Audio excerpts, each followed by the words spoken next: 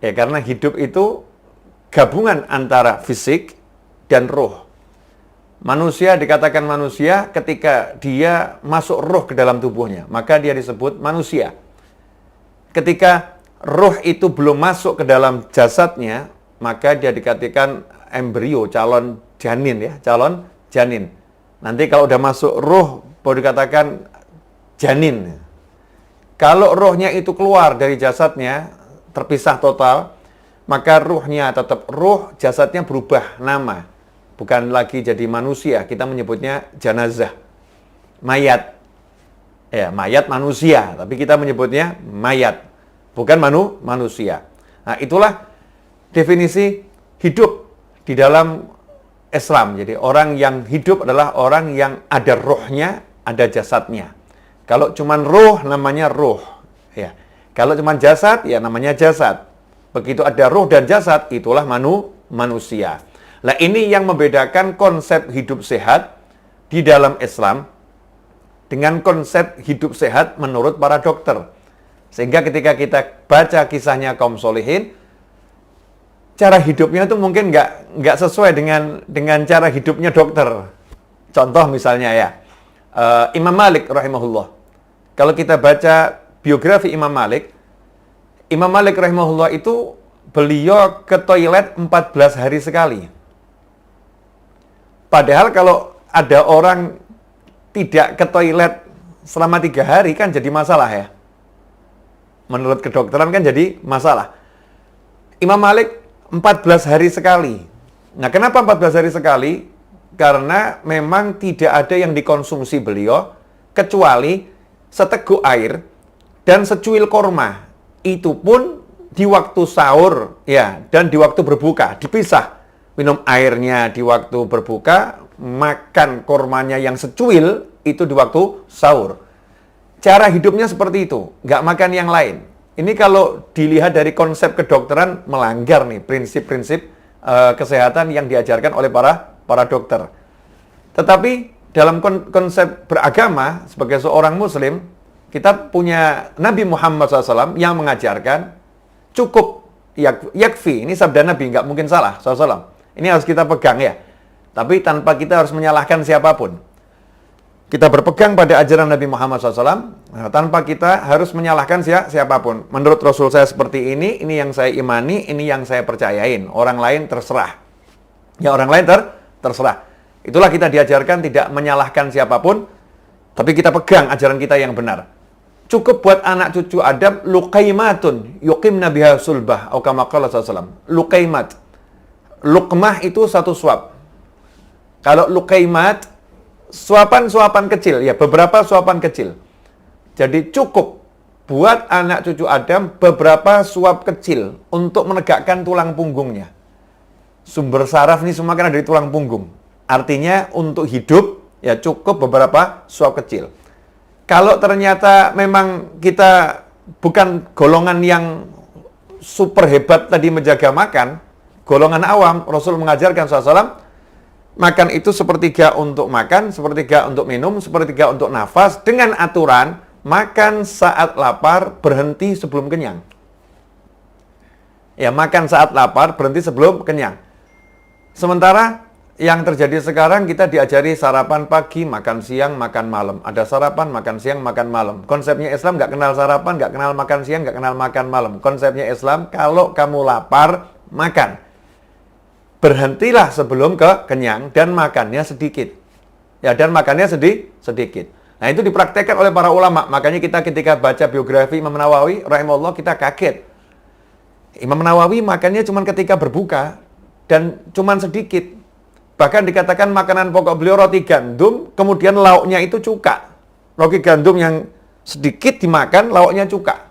Minumnya seteguk air. Selesai. Badannya sehat. Imam Nawawi itu sehat ya. Beliau bukan wafat karena kemudian punya penyakit, enggak. Beliau sehat. Imam Malik sehat.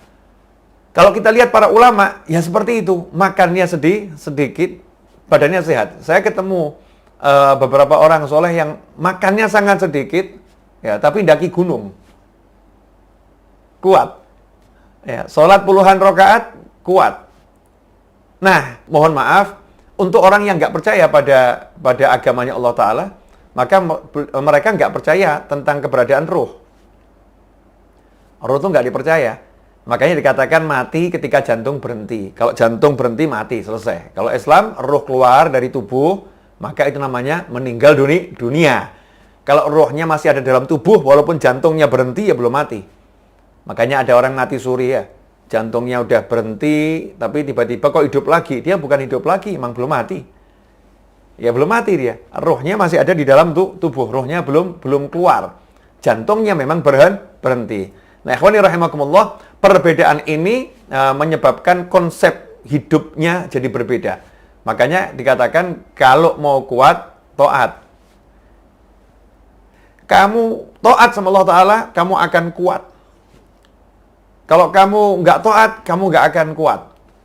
Kamu lemah. Kenapa? Karena taat menyebabkan ruh menjadi perkasa. Ruhnya jadi besar ya, ruhnya menjadi hebat. Begitu ruhnya segar, ruhnya hebat, ruhnya kuat, maka fisik ini dibawa sama ruh. Saya ambil contoh, ya insya Allah ini contoh ini bisa membuka pikiran kita lebih luas lagi insya Allah. Enak mana? Dibawa pesawat atau membawa pesawat? Enak mana? Enak kita dibawa oleh pesawat atau kita yang bawa pesawat? Kita tarik pesawatnya, kita dorong pesawatnya. Enak mana? Jawabannya adalah ya enak duduk di bawah pesawat.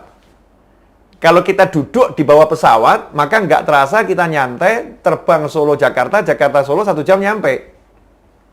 Tapi kalau kita suruh bawa pesawat nih, dorong pesawat, Masya Allah, kekuatan kita seberapa, 1 jam itu dapat berapa meter itu.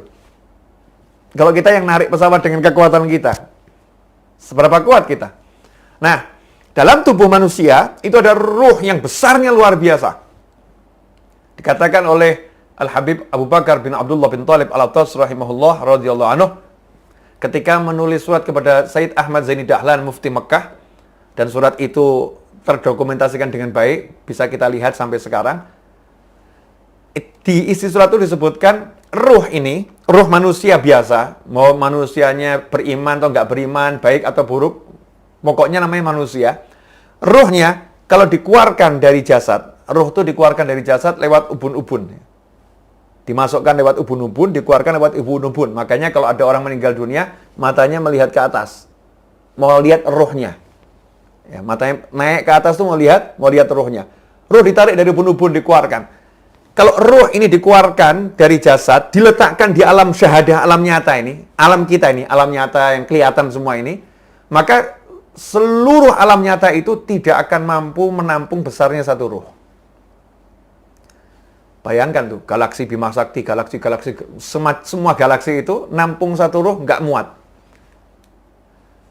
Ruh itu besarnya luar biasa. Makanya nggak ada judulnya ruh gentayangan di alam nyata tuh nggak ada.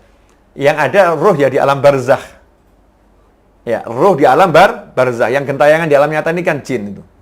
Bukan ruh. Kalau ruhnya orang soleh hadir di majelis, ruh beliau-beliau ada di alam barzakh, dimensinya itu. Ya, dimensinya nyampe ke majelis. Seperti sekarang, antum ada di ruangan saya.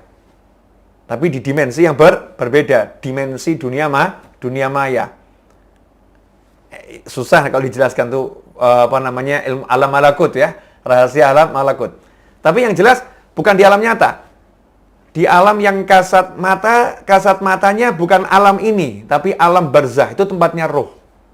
Jadi ruh tuh nggak pernah bisa tinggal di alam dunia yang nyata ini, kecuali dimasukkan secara khusus oleh Allah Ta'ala lewat tangan-tangan malaikat-malaikat khusus. Bahkan dikatakan malaikatnya ini adalah malaikat Israil alaihissalam. Makanya nanti yang nyabut nyawa juga malaikat Israil alaihissalam. Ada malaikat khusus ya, dengan teknik khusus. Maka dikatakan ditiupkan. Ya, roh itu ditiupkan ke dalam tubuh atau jasad yang kecil tadi. Nah, roh yang segede itu di dalam, ini seringkali dilemahkan oleh manusia itu sendiri. Rohnya yang kuat dilemahkan. Dilemahkan bagaimana? Kalau manusia nggak ngasih makanan roh, rohnya jadi lemah. Nah, makanan roh itu zikir, makanan roh itu sholawat, makanan roh itu qiraatul Quran, makanan roh itu istighfar, makanan roh itu taat pada Allah Ta'ala. Melemahkan roh, kalau roh itu diajak bermaksiat, rohnya jadi lemah. Ruhnya jadi lemah. Banyak makan itu menguatkan jasad, tapi melemahkan ruh. Makan yang banyak itu melemahkan ruh, menguatkan fisiknya. Nah, kita sibuk menguatkan fisik yang akibatnya melemahkan ruh. Nggak seimbang. Ya. Hasilnya apa? Kita bukan hidup dibawa oleh ruh, tapi kita hidup maksa ruh ikut sama kita. Makanya capek, ruhnya diajak sholat, berat. Ruhnya diajak qiraatul Quran, berat. Dengar kisahnya orang soleh terdahulu, seperti Sayyidina Imam Husain, ya, cucu Nabi SAW, Ali Zainal Abidin radhiyallahu anhu. Sayyidina Ali Zainal Abidin radhiyallahu anhu itu sholat sunnah 1 hari 1000 rakaat. Sayyidah Rabi'ah Adawiyah 1 hari sholat sunnah 1000 rakaat. Habib Abdurrahman bin Muhammad Asgaf 1 hari khatam Al-Quran 8 kali. Habib Abdullah Haddad radhiyallahu anhu waktu kecil taman kanak-kanak, setiap hari sholat sunnahnya itu 100 sampai 300 rakaat. Belum lagi touring dari satu masjid ke masjid yang lain hanya untuk sholat sunnah 2 rakaat, tahiyatul masjid. Sementara jumlah masjid di kotanya ada 365, sebanyak jumlah hari dalam setahun. Berapa banyak itu? Ada satu lagi, seorang ulama, satu habib yang khatam Al-Quran 1 hari 6 kali di siang hari, 6 kali di malam hari. Kekuatan fisiknya itu seperti apa? Padahal orangnya dilihat ya biasa-biasa, mungkin orangnya didorong jatuh mungkin orangnya. Tapi kok kuat luar biasa. Kenapa jadi kuat? Karena bergerak dengan ruh. Ya, bergerak dengan ruh. Bukan mengajak ruhnya bergerak, tapi ruhnya mengajak fisiknya bergerak. Bukan mendorong atau narik pesawat, tapi kita duduk pesawatnya yang bawa kita. Bayangkan kalau kita ini bergerak dibawa sama ruh. Makanya muncul orang-orang soleh bisa bergerak dari Mekah sampai ke Indonesia. Indonesia Mekah, cuman nyampe. Bismillah, nyampe. Kenapa? Karena fisiknya dibawa oleh ruhnya. Nah, ikhwani rahimakumullah, karena itu Islam mengajarkan agar kita hidup sehat dengan cara yang benar. Makan dan minumlah jangan berlebihan. Makan yang halal tapi yang baik. Ya, tapi nggak boleh berlebihan. Karena semua itu akan membuat fisiknya kuat, ruhnya juga kuat. Nah, ini yang mungkin konsep hidup sehat yang terlewatkan, yang mungkin nggak diajarkan secara serius gitu ya. Ruh ini dihilangkan. Kenapa? Karena di luar sana banyak orang yang nggak percaya sama ruh. Nah, kita jangan ikut-ikutan yang di luar sana. Tanpa kita harus menyalahkan siapapun, kita ikut ajaran Nabi Muhammad SAW. Bahwasannya kalau kita mau hidup sehat, ruh kita harus sehat, ruh kita harus kuat. Kita harus jadi orang yang fokus sama ruh.